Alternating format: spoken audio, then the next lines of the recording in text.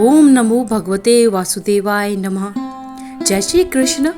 आज की इस वीडियो में हम जानेंगे अक्टूबर महीने की पहली एकादशी यानी पापगुंचा एकादशी कब है और इसका व्रत का पारण कब किया जाएगा, पूजा का शुभ मुहूर्त क्या है, साथ ही जानेंगे कि इसकी पूजा विधि क्या है।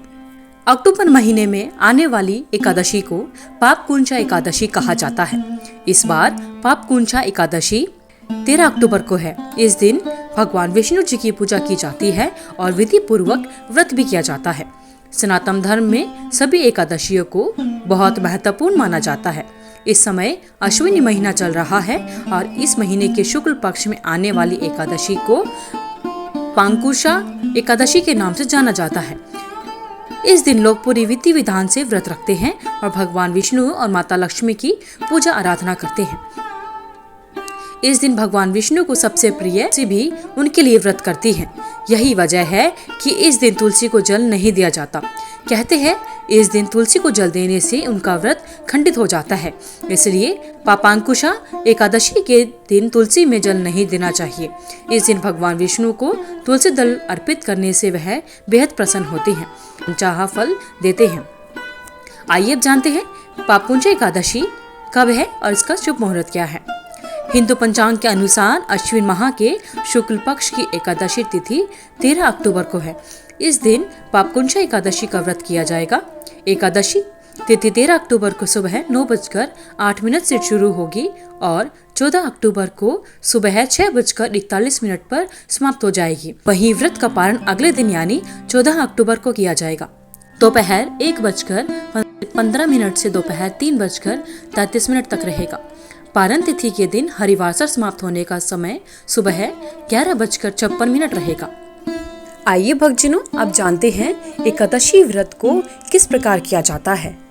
सनातन धर्म में एकादशी के व्रत का काफी महत्व होता है। इस दिन ब्राह्मणों को भोजन करवाने से पुण्य फल की प्राप्ति मिलती है। एकादशी माह में 2 बार आती है, एक कृष्ण पक्ष में और एक शुक्ल पक्ष में। इस तरह वर्ष में 24 एकादशियां आती है। साथ ही एकादशी का उद्यापन करना भी आवश्यक होता है।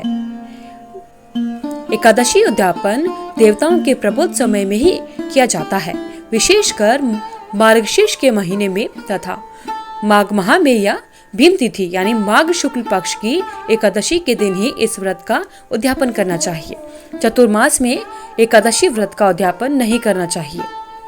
जब आपकी 24 एकादशियां पूर्ण हो जाती हैं, तब आप इसका उद्यापन कर सकते हैं। तो आइए जानते हैं एकादशी व्रत की विधि क्या है। एकादशी व्रत करने वाले भक्तों को दशमी के दिन से यानी एकादशी से एक दिन पहले से ही कुछ जरूरी कामों को या नियमों को मानना पड़ता है।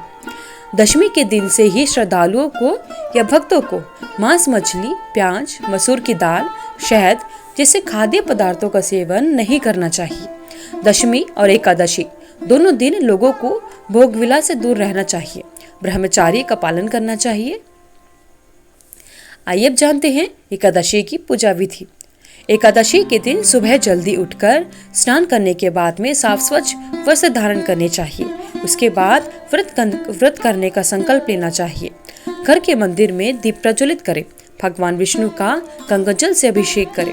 भगवान विष्णु के साथ साथ माता लक्ष्मी की भी अवश्य पूजा करनी चाहिए। भगवान विष्णु को पुष्प और तुलसी दल अर्पित करना चाहिए। अगर संभव हो तो इस दिन व्रत भी अवश्य रखें। भगवान की आरती करें। भगवान श्री हरि विष्णु को भोग लगाएं।